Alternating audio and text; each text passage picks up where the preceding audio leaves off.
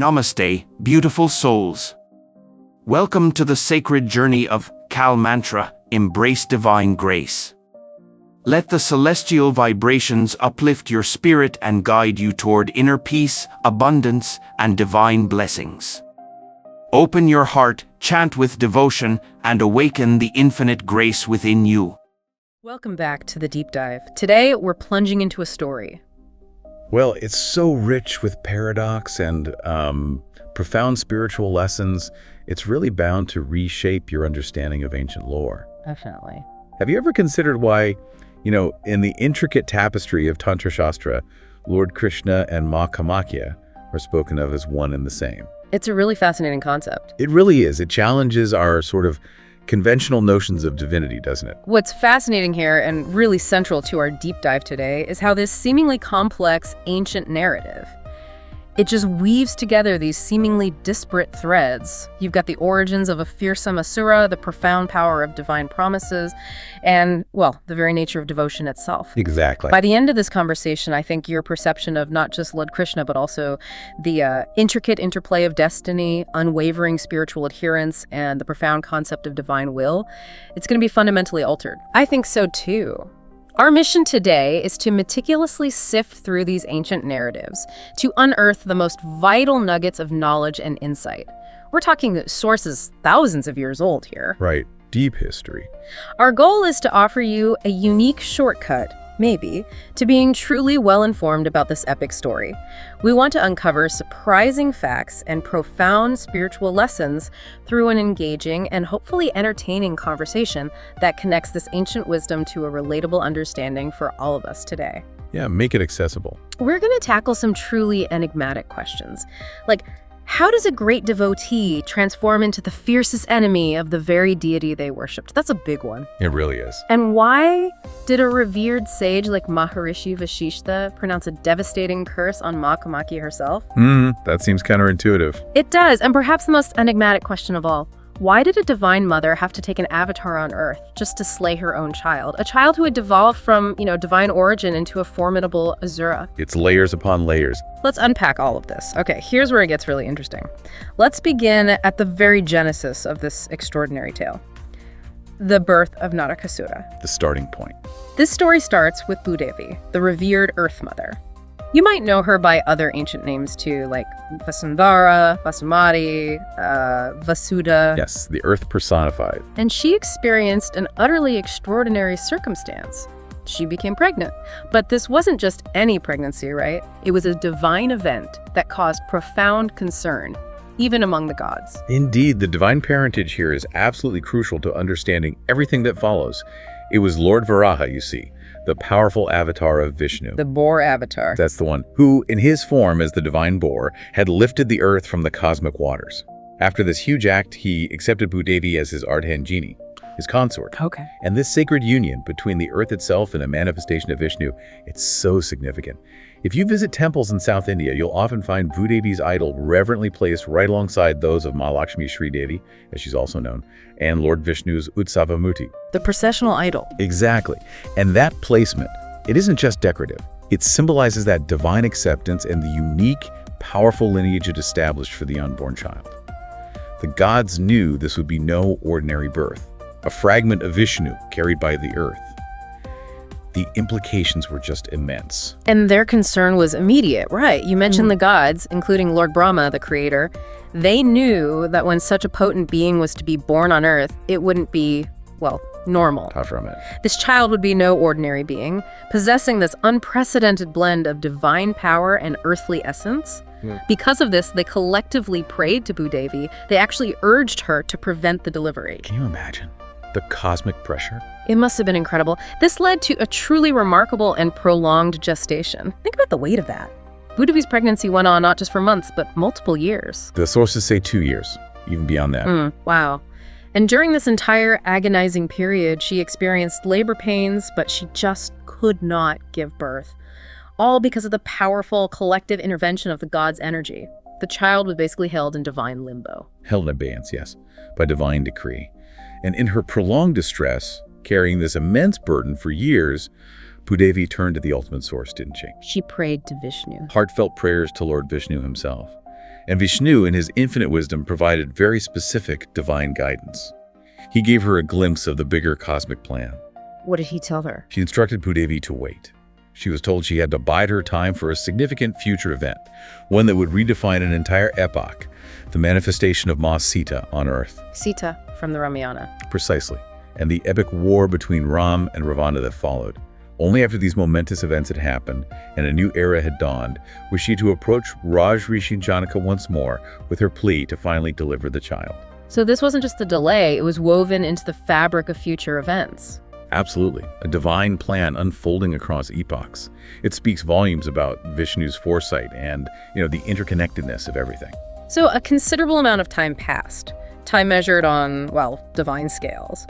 Eventually, Bhudevi sensed that the right moment had come, and she returned to Raj Rishi Janaka. And the timing, as you said, was divinely orchestrated. Because at that very moment, Janaka himself was performing intense penance, praying earnestly for a child of his own. Ah, perfect timing. Perfect timing. Through her divine intervention, Bhudevi granted him this profound boon. He would soon have a daughter, Ma Sita, who would famously emerge directly from the earth itself, like an extension of Bhudevi's own essence. And the prophecy around Sita was clear. Very clear and powerful. She was foretold to transform the world, play a pivotal role in aiding the destruction of adharma, unrighteousness, and pave the way for a new era of righteousness. Her destiny was huge. But that wasn't all, was it? There was something else Bhudevi secured from Janaka. That's right. In the same momentous interaction, Bhudevi secured a crucial vachan, a solemn promise, from Raj Rishi Janaka. What was the promise? The promise stipulated that Janaka would agree to nurture and raise another child for her whenever she made such a request again in the future. Another child. So this was setting something up for later. Exactly. This divine pact has profound implications, host. It sets the stage for events yet to unfold and really highlights the intricate weaving of destinies, not just for them, but for entire eras. It shows how even seemingly small agreements, especially divine ones, can echo through millennia. Think about the faith involved in that promise made years before it would be called upon. Okay, so let's fast forward significantly. We're now in an epoch after the Ram-Ravana war. Sita's divine purpose has been fulfilled, Dharma reestablished. A new age has dawned. And Bhudevi, experiencing renewed labor pains once more, returns to Raj Rishi Janaka. She's there to call in that ancient promise. Fulfilling the terms of their agreement. She reminded him of that sacred promise made so long ago, the very one that led to him receiving Ma Sita. And then, the astonishing birth of her second child occurred. Much like Sita, this child also emerged directly from the earth, from Buloka, Prithvi. Another earthborn child. Yes, but the circumstances of his discovery were, particularly striking. And maybe a little ominous. Raj Rishi Janaka found the tiny boy, not in a field like Sita, but lying on the head of a corpse. On a corpse? That's unsettling. Very unsettling. And this peculiar detail led to the child being named Naraka, which, depending on interpretation, can mean of the corpse, or even symbolically, from Naraka, from hell. Wow, that's heavy symbolism right from birth. It certainly carries immense symbolic weight, foreshadowing a complex, perhaps even dark, challenging future. It immediately sets him apart, hinting his path will be anything but ordinary. Despite these really unusual and quite unsettling circumstances, Bhudevi's maternal instincts kicked in strongly, didn't they? Deeply protective. To stay close to her newborn son and ensure his well-being, she made a profound choice. She decided to remain in Raj Rishi Janaka's palace for the next 16 years. 16 years? Yeah. Residing there in the divine form of Katyayani. This isn't just a small detail. It really demonstrates the profound, unwavering bond between mother and child, even under these extraordinary, almost mystical circumstances. It's that universal mother's instinct to nurture and protect no matter what. Hashtag the rise of a prodigy and the seed of insecurity. So Naraka grows up in Janaka's palace, and his development was, remarkable, right? Truly remarkable. This wasn't just a bright kid. He rapidly matured into an exceptionally capable and skilled young man. The sources say he quickly surpassed Janaka's own biological sons in basically every measurable way. In what areas particularly? He showed mastery in various fields. Yeah. Specifically, he excelled in warfare, what they called Astra-Shastra Vidyas, the knowledge of celestial weapons and martial arts. And he also displayed really astute political skills. Rajnitik Kaushalya. So, a real prodigy, destined for great things, you'd think. Absolutely, a prodigy, no doubt about it. But as we know, immense talent. Yeah. It can often be a double-edged sword, can't it? Very true. Indeed. The inherent implications of such extraordinary, almost superhuman talent are fascinating. While this natural genius, combined with his unique divine and earthly lineage, certainly held potential for monumental accomplishments, righteous leadership, it also subtly hinted at unforeseen challenges. How so? Well, this early brilliance is key. It illustrates a powerful truth. Innate talent, even divine lineage, isn't a guarantee of righteousness or unwavering purpose. It's the choices we make, the company we keep, that truly shape our destiny. Naraka had everything, the potential for greatness, yet his story becomes this cautionary tale about power unguided by wisdom. So this period sets the stage for the complexities of his character, his ultimate path. Exactly. It shows how easily immense capability can be corrupted if not anchored properly. And unfortunately, as Naraka's abilities just blossomed, this growing apprehension, this concern started to take root in Raj Rishi Janaka's mind. It's a very human reaction, isn't it? Even for a sage king. Totally. As his foster son's capabilities grew almost exponentially, Janaka began to worry. He worried that this immensely capable, powerful young man might eventually try to usurp the throne from his own biological children. The classic succession fear. Yeah, this seed of doubt, this insecurity started to gnaw at the king. It shows that even a great king, steeped in spiritual practices, can be swayed by these very relatable human fears about legacy and power. And Bhudevi, remember, she's still there in the palace as Katyayani.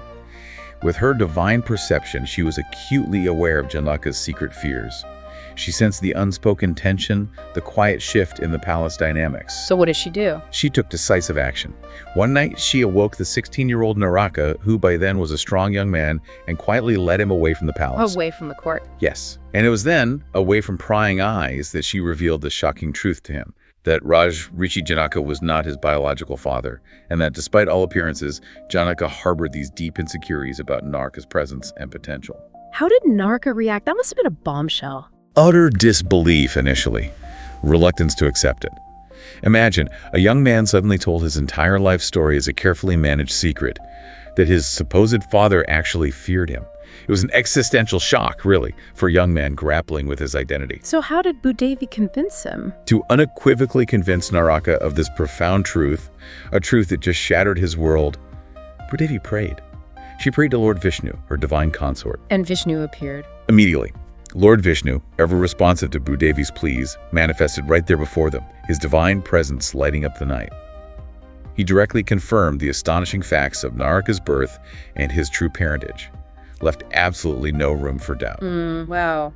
Divine confirmation. It wasn't just confirmation, it was a cosmic acknowledgement of Naraka's unique, powerful, and destined lineage. What happened next? Did Vishnu guide him? Yes. With this divine confirmation, Lord Vishnu then intervened directly and benevolently in Naraka's life. He offered him guidance, a new path. He led Naraka along the sacred Ganga River to a region known historically as Pragjotishpur. Pragjotishpur, you mentioned that earlier. Right. What we recognize today as the Kamarupa or Kamakhya region in northeast India. This wasn't just moving house, it was a divine anointing. Vishnu then aided Naraka in conquering the local rulers and established him as the king of this incredibly powerful new realm. So Vishnu himself helped him carve out a kingdom. A profound act of divine patronage. A clear bestowal of immense power, immense responsibility. A true golden opportunity granted by the highest authority. And it was at this pivotal moment, right? As Naraka was crowned king of this new, vibrant kingdom that Lord Vishnu imparted a crucial and prophetic warning. A directive, yes. A divine mandate for his future, delivered with the weight of cosmic truth. What was the warning? Vishnu told him, never, under any circumstances, abandon your devotion to Maa Kamakhya. She and her entire divine family reside here, and you must always continue your worship of the Mother. So, not a suggestion, a condition, a lifeline almost. Absolutely, a condition for his continued prosperity in his righteous path. How did Naraka respond initially? His initial response was exemplary, totally obedient to his divine father's command. He immediately began devotedly worshiping Maa Kamakhya, his new kingdom established firmly around her sacred abode on Nellakal Hill. And this brought blessings. Immense blessings poured upon him as a direct result of his sincere devotion. The scriptures vividly describe it as Apash Sukh Sampatti Dandanya Samriddhi Aishwarya Bhogsigilas, basically a cascade of boundless happiness, unimaginable wealth, flourishing prosperity, abundance in everything, and a life of profound luxury and enjoyment. So devotion really paid off, literally. This period of his life perfectly illustrates how initial spiritual adherence, sincere devotion, can indeed bring forth immense material and spiritual rewards. It's a fascinating principle, isn't it? It is. That sincere devotion can, for a time, manifest profound worldly success. But it also sets up a crucial test. Well, it's easy to be devout when life is abundant, right? But what happens when prosperity introduces new temptations, new influences? This is where Naraka's story really starts to resonate beyond ancient lore. It hints at the subtle, insidious ways power and privilege can corrupt even the most divinely favored. Hashtag, the corrupting influence and the fatal desire. Sadly, yeah. This period of immense prosperity and unwavering devotion, it marked a significant turning point in Naraka's life. It signaled the beginning of his decline. The turning point. The sources tell us that over time, the king began to forge friendships with asuras, demons, beings who really embodied materialistic desires and a disregard for dharma, for righteousness. And there's that proverb mentioned in the source. Right, Song Vaisarang, which roughly translates to, as is the company, so is the color, or, as we'd say, you're known by the company you keep. This new companionship was insidious. The seeds of deviation were sown. This really raises an important question, doesn't it? How does external influence, especially negative companionship, slowly erode one's inner spiritual foundation? It's a timeless question. The effect of these demonic associations on Naraka was indeed insidious. Under the Asura's influence, his moral compass just began to drift. He gradually and subtly began to neglect, and then eventually completely abandon his profound devotion to Maa Kamakhya. The very deity who was his source of blessings and whose worship was Vishnu's direct command. Exactly. What began as maybe a subtle shift in priorities, a missed prayer here, a forgotten ritual there, slowly but surely led to a complete severance from the spiritual path that had brought him so much divine favor.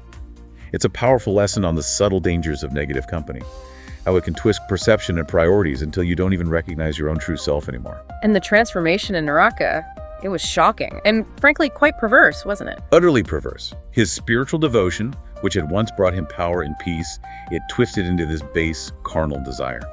He no longer wished to worship Maa Kamakhya as his revered deity, the Divine Mother. Instead, he decided he would obtain her, possess her as his wife for his own pleasure and status. Wow, he even undertook penance for this. He did. He undertook a Sudir Sadhana, an intense and arduous penance, with this twisted, unholy objective in mind, which just shows how even profound spiritual practices can be utterly corrupted when driven by impure, selfish intentions.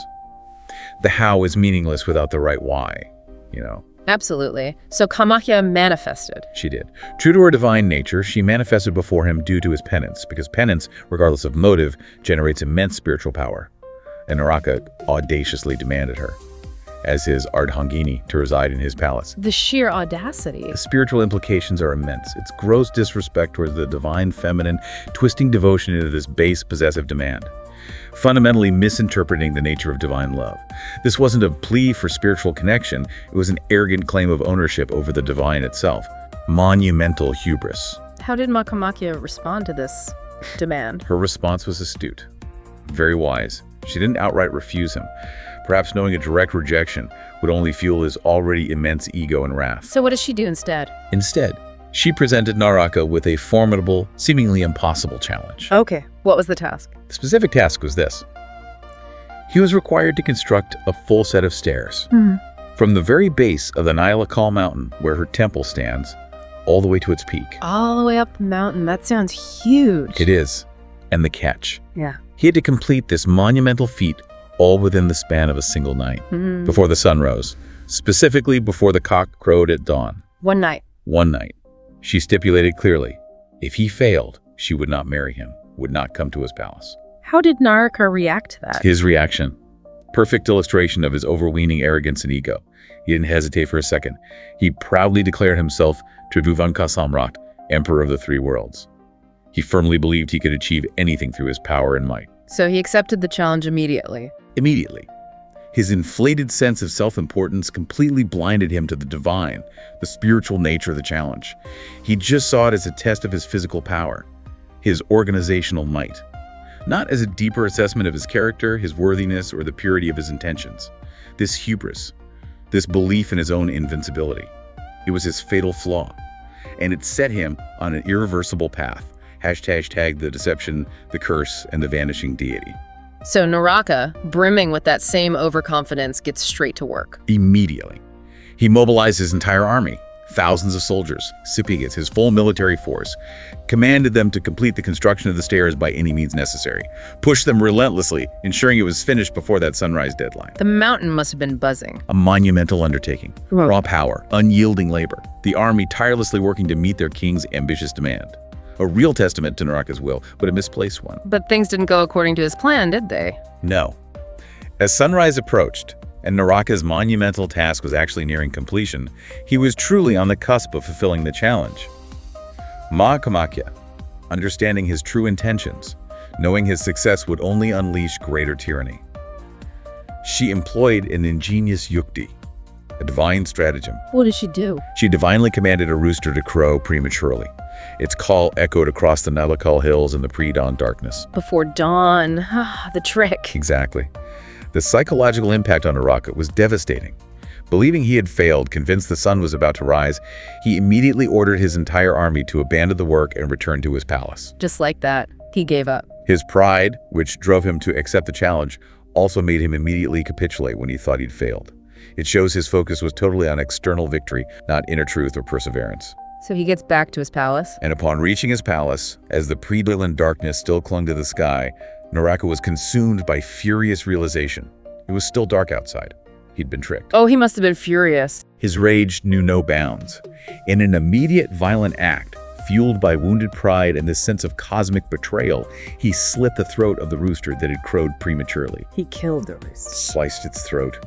This impulsive, violent act, driven by his consuming wrath, it starkly illustrates his tyrannical nature, the sheer immaturity of his immense power, a petty, vicious act that really cemented his turn towards Dharma. And what's really remarkable you mentioned is how these events are tied to landmarks we can still see today. It's incredible, isn't it?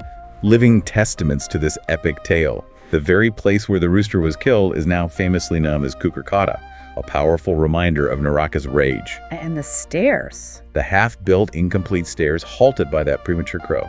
They're still visible today, referred to as Maklush path, literally the incomplete path. Wow. What does that symbolize, do you think? The enduring presence of these landmarks? Well, it speaks to the lasting consequences of arrogance, deceit, the folly of human pride, right?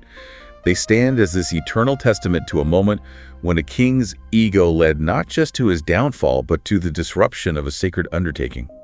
They remind us that some mistakes leave permanent scars on the very landscape. So, after this deception, Naraka's rage didn't subside. Far from it. Fueled by uncontrollable wrath and that profound sense of betrayal, Naraka made a tyrannical proclamation throughout his entire kingdom. What was it? No one, from that day forward, would be permitted to enter or worship at the Maa Kamakhya Temple. He banned worship at the temple. Completely. This wasn't just a decree. It was a direct assault on the spiritual life of his people, a direct challenge to the divine order itself.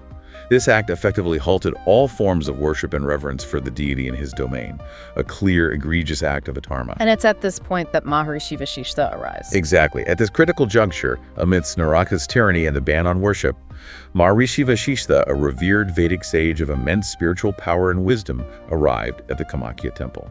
Why was he there? He'd come specifically to perform his spiritual practices, his sadhana, and worship the Divine Mother. But she was stopped. Of course. Immediately stopped by Naraka's soldiers stationed outside the temple, enforcing the king's draconian decree. Vashishta, calm yet firm, warned the soldiers. He explained they were obstructing a Vedic Mahatma, a great Vedic sage, an act that would surely lead to unearthly calamity, profound misfortune for them and their king. Did they listen? No. Bound by their king's decree, probably fearing Naraka's wrath more than a sage's curse, they refused to let him pass. So Vashishta didn't give up. Undeterred. Understanding the gravity of the situation, Vashishta proceeded directly to Naraka's royal court. He confronted the king. He did. Humbly but assertively, he pleaded with Naraka.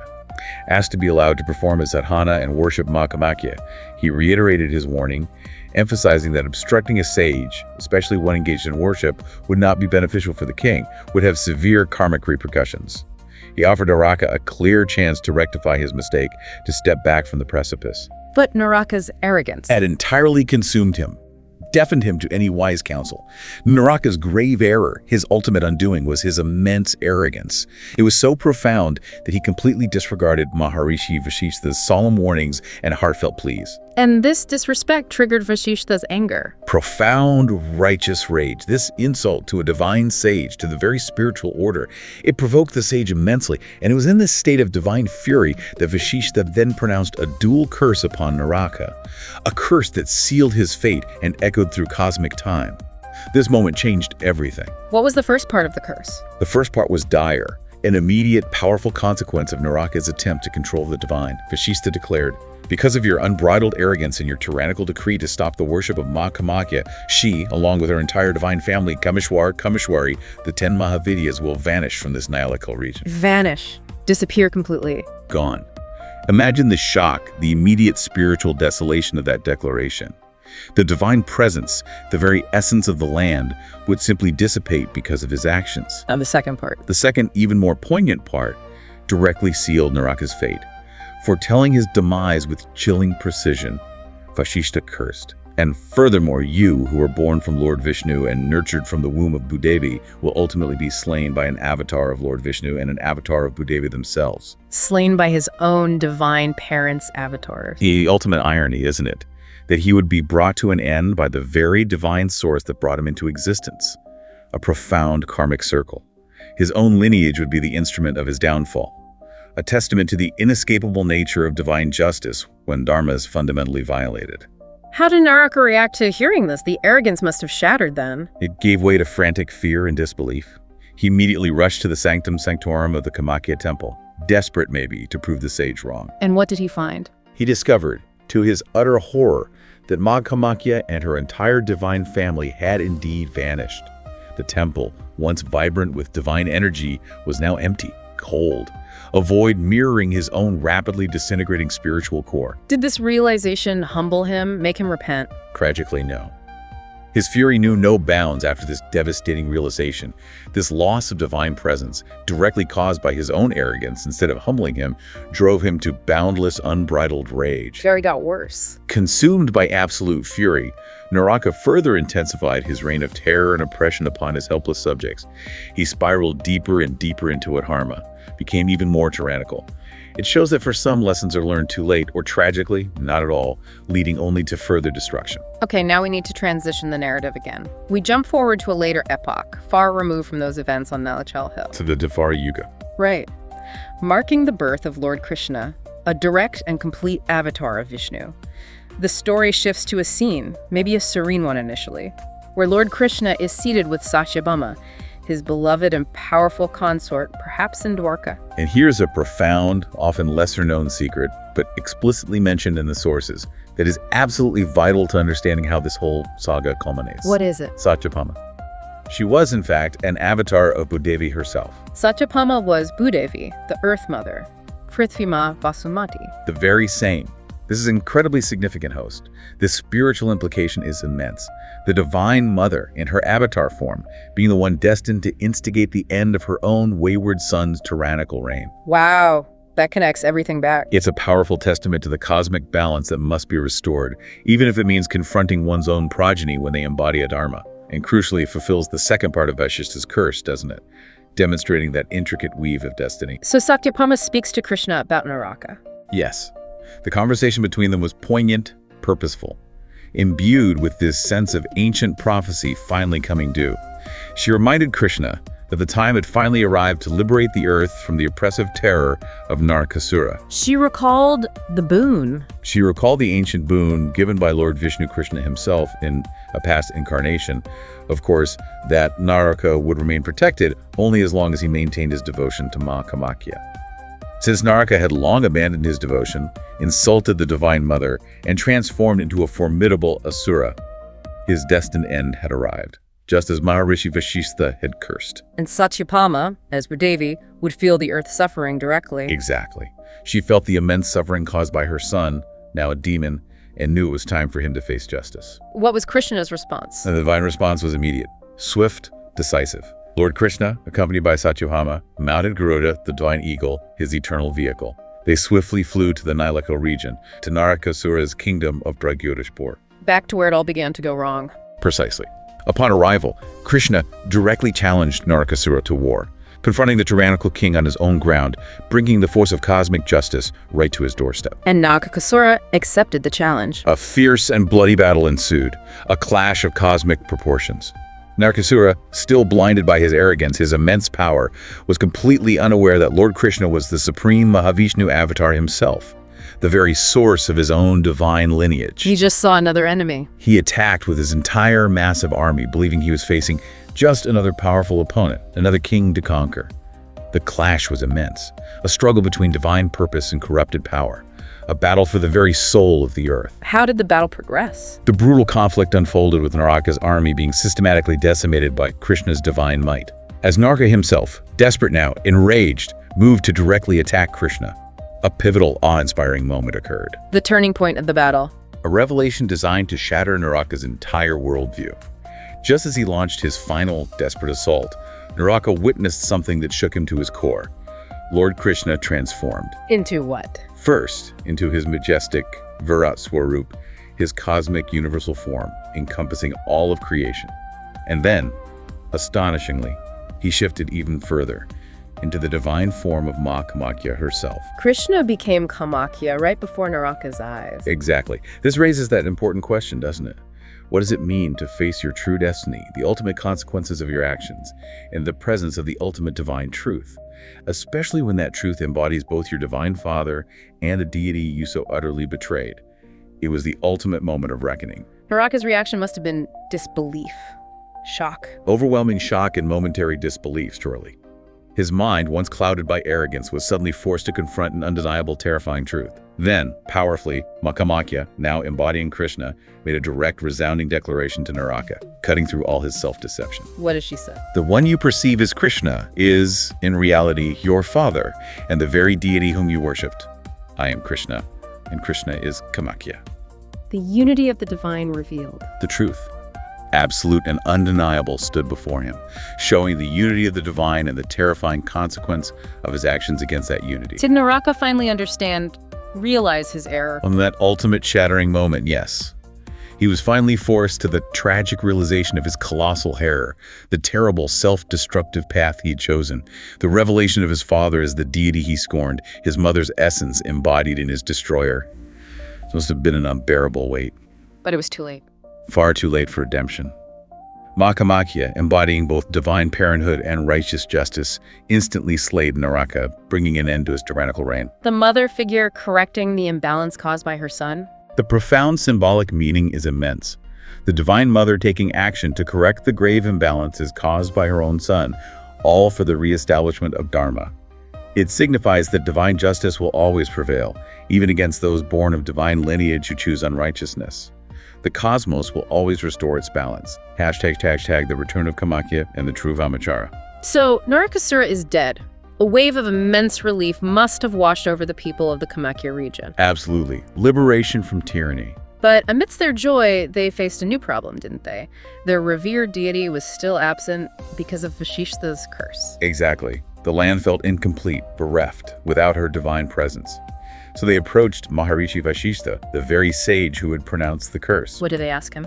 They implored him to revoke the curse, so that Maa Kamakhya would return to her revered abode in the Nalakal Hills. They needed her back. And what did Vashishta say?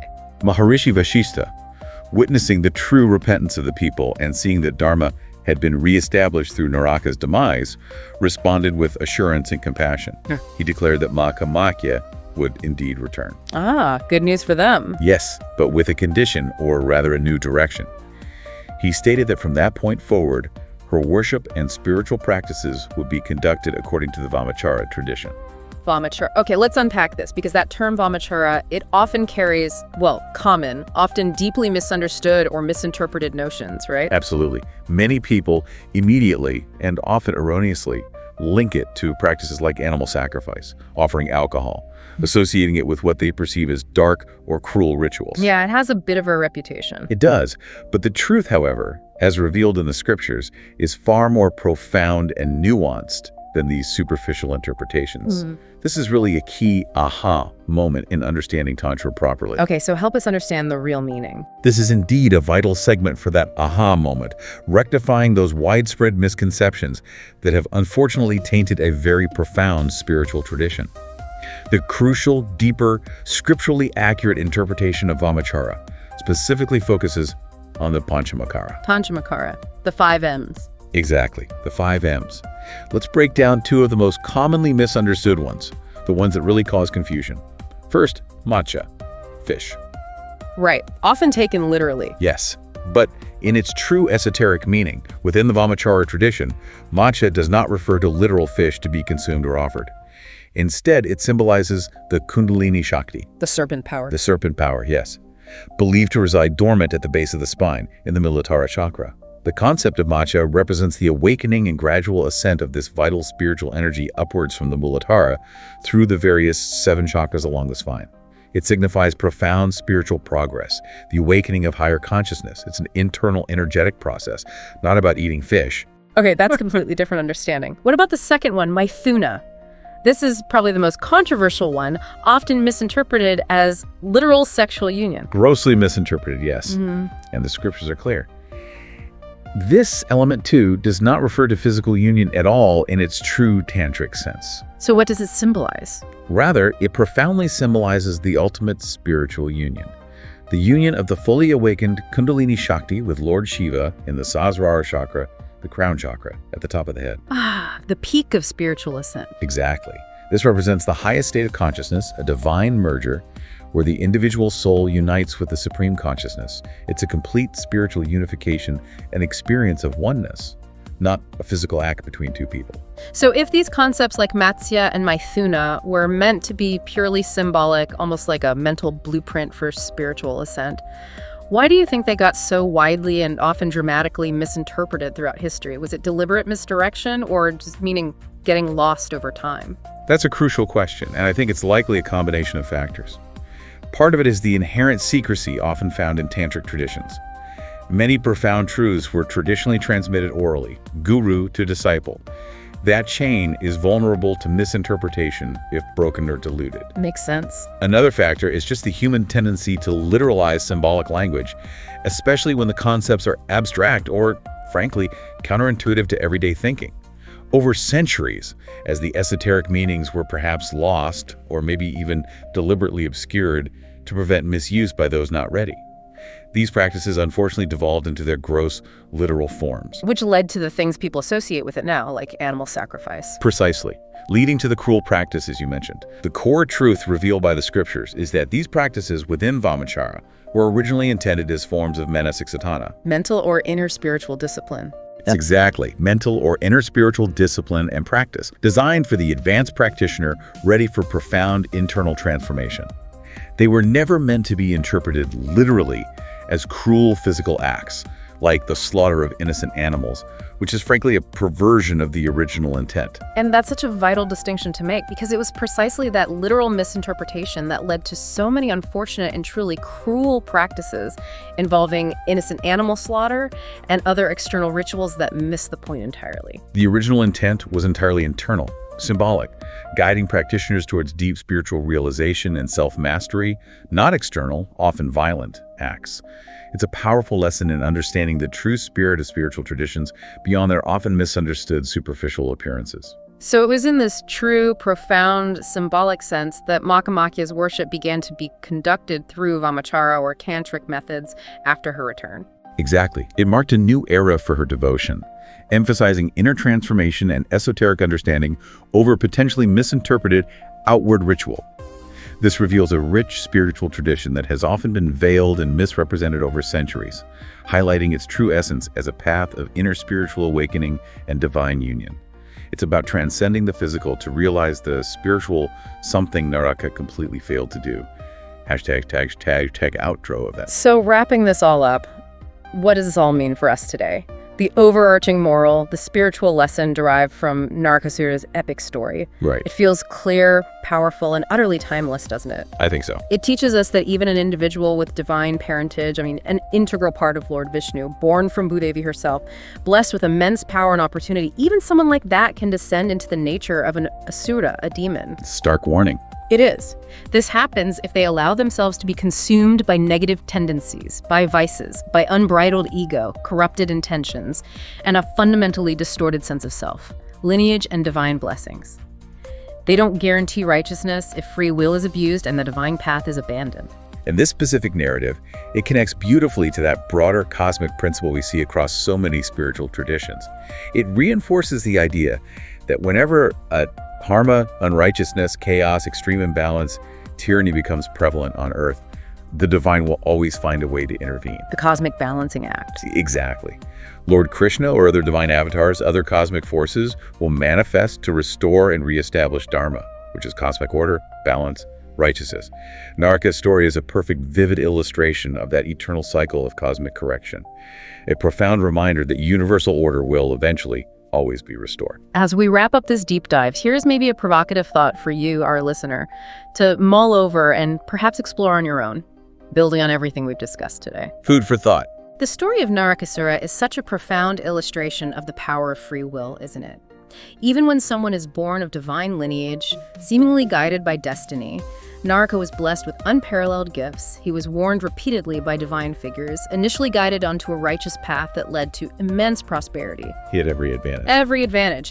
Yet, his personal choices, his decision to hang out with negative influences, to twist his devotion into desire, to let arrogance completely blind him to truth, those choices led to his ultimate downfall. So maybe ask yourself, what personal choices, even the ones that seem insignificant in daily life, might be subtly shaping your own path? Are they steering you away from or guiding you towards your true spiritual nature, your highest potential? And building right on that thought, consider the critical distinction between just superficial acts of devotion, going through the motions, and the deeper inner transformation that true spiritual practice really entails.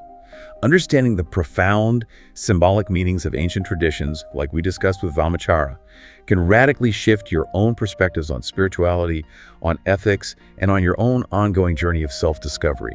It's not just about the external actions. Not at all. It's not just about what you do in a ritual, but why you do it, what it truly means deep down, and how it actually transforms your internal landscape. This story is a powerful reminder, isn't it? That true power lies not in external dominion like Naraka sought, but in achieving internal alignment with Dharma, with righteousness, with your own true nature. If you enjoyed this video, don't forget to like, share, and subscribe for more. Leave your thoughts in the comments below. We love hearing from you. Thanks for watching, and see you in the next one. Are you battling constant stress, facing financial roadblocks, struggling in relationships, or stuck in your career? Harness the power of authentic Rudraksh, powerful planetary remedies, and timeless Vedic astrology. Limited stock, don't miss out. Visit kalmantra.com today to restore balance, invite abundance, and transform your life.